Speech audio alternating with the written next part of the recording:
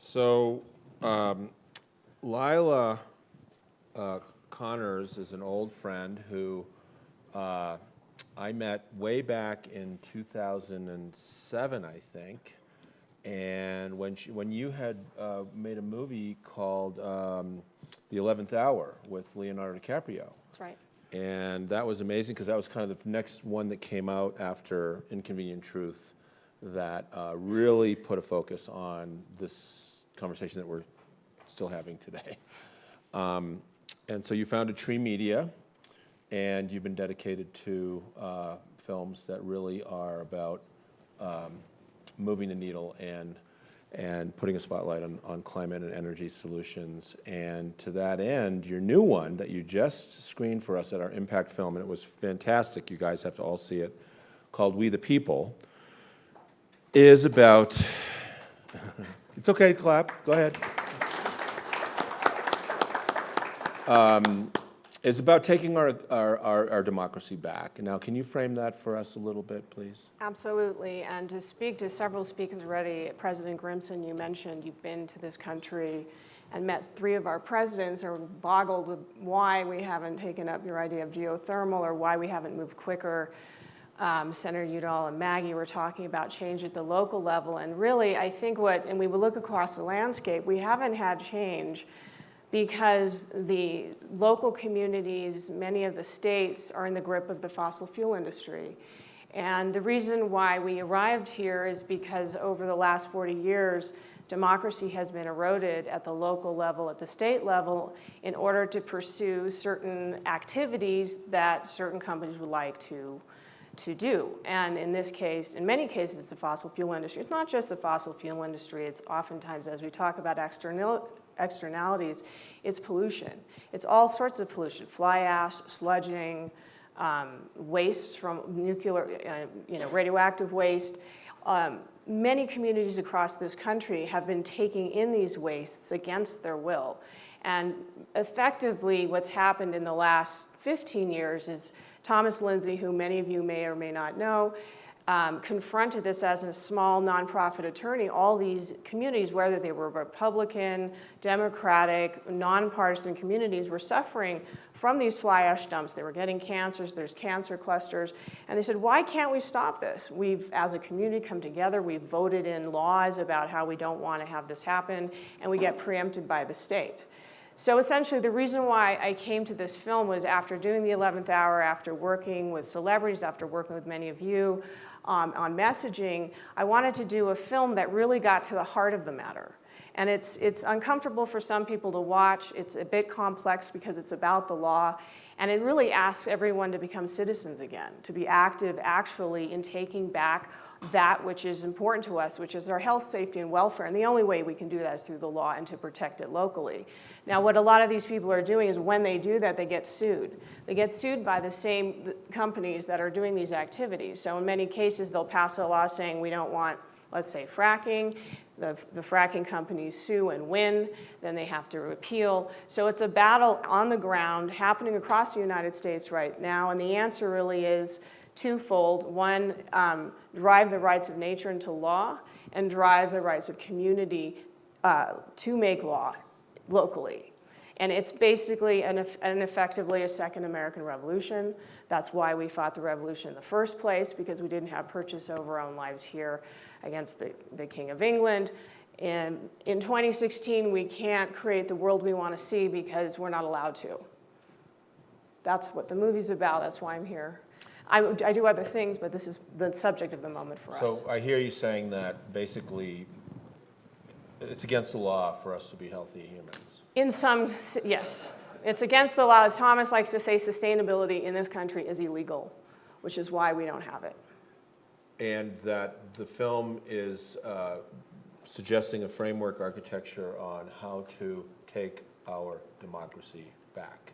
And that's at the community level. Yes. So here in Colorado, we've been stung pretty hard by what you're describing. I believe it's in Lafayette where they outlawed fracking, and this is a pretty densely populated community outside of Boulder, and then the state overruled that and said that it was okay to drill a gas well 300 feet from a grammar school. Precisely. That happens across the country. And their children are forced to walk through the off-gassing and the pollution that's incumbent with this kind of activity. So that's unacceptable, and yet it's being force-fed upon us, and not just in Colorado, but also in many other communities across the country. Precisely, and I think as people who live in, well, I live in Santa Monica, we actually have a fracking issue in Culver City now, but a lot of people don't realize how much suffering is going on in these small communities and how little they have say in their own lives. And the framework that CELDEF, which is the Community Environmental Legal Defense Fund, celdef.org, you can go check out their website, they have templates of these laws now. 200 communities have passed these laws. There's now statewide networks. Here in Colorado, you're very active here in Colorado, where there's an effort to bring these laws to the state level. There's a national conversation, and in our film, we're saying, look, why don't we rewrite the Constitution?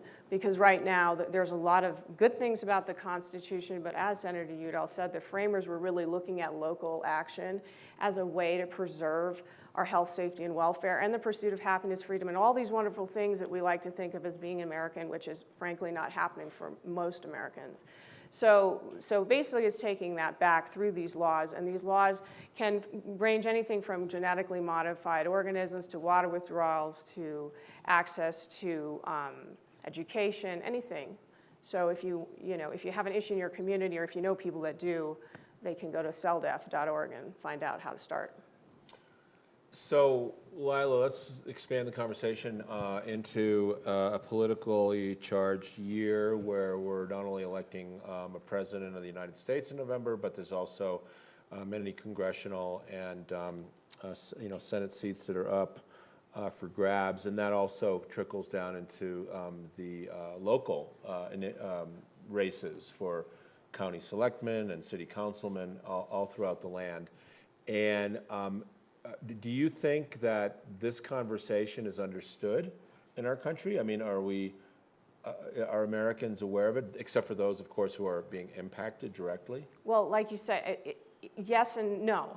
That's why we made the movie in some ways, I think. And some of the organizers saying this might be the beginning of the movement. This movement, I think, is a 20-year movement. We don't have 20 years climactically. We know that we have to act quicker.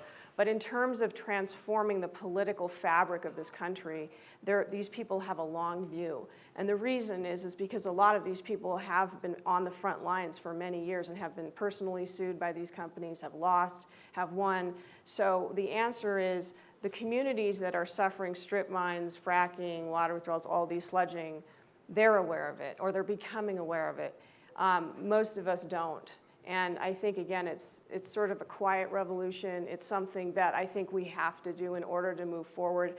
After the 11th hour, I looked across the landscape and said, what are the other topics I think will really move the needle on these issues? And one of them was the political situation in our country, and also biomimicry, which I'm sure a lot of people, Janine Benyu. So it's those two things, I think, that'll really take us from where we are right now into the system of governance and sustainability that we all really want. Which I want to say one more thing about that is most people in the country want a healthy world. They want a safe place for their children to grow up in. And for whatever reason, our system of government cannot provide that anymore. And I know it wants to. I know collectively we want that. Right.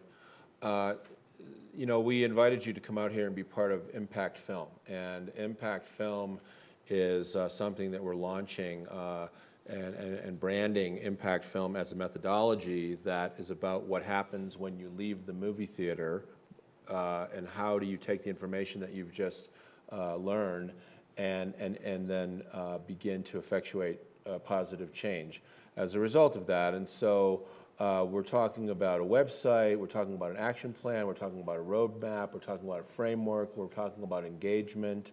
And maybe you can talk a little bit about the strategies that you're developing regarding We the People, too. Sure. I guess We the People 1 happened about 250 years ago. Yeah. Right. And how do you see this, again, Sure. traction to action? Well, as a filmmaker, we and my background's in international politics too, so it's not just film in the sense that I come from a more historic place. And what we like to do is create films that are crafted in such a way that provide direction, a pathway, and then we work with organizations to use it to further the work. And so in this case, CELDEF will be doing the work. Luckily, they have statewide networks that will start screening the film. The film's going to come out in August. During a political year, I think it's very helpful because this conversation is obviously up right now. And so in August, you'll start seeing it digitally, some probably limited theatrical, very limited, because we really want it to go digitally immediately because that's where most people will see it. And so what they have is something called democracy schools. So what the best path to go, which we'll suggest, is if a community is faced with an activity it doesn't want, they can have a democracy school and learn how to do it. Now, this is about building upon rights.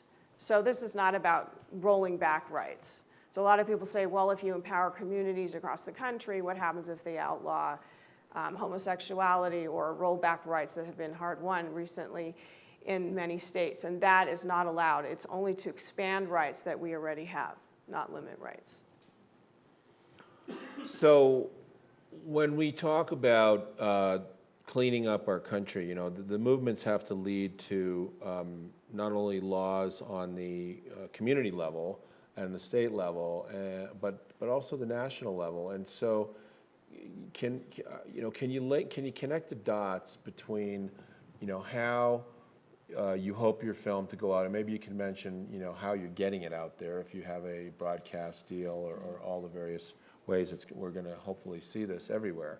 But in terms of the connection and how do we actually change these laws? Well, there's these groups have networks of organizations. So they're having right now statewide conversation around community rights lawmaking.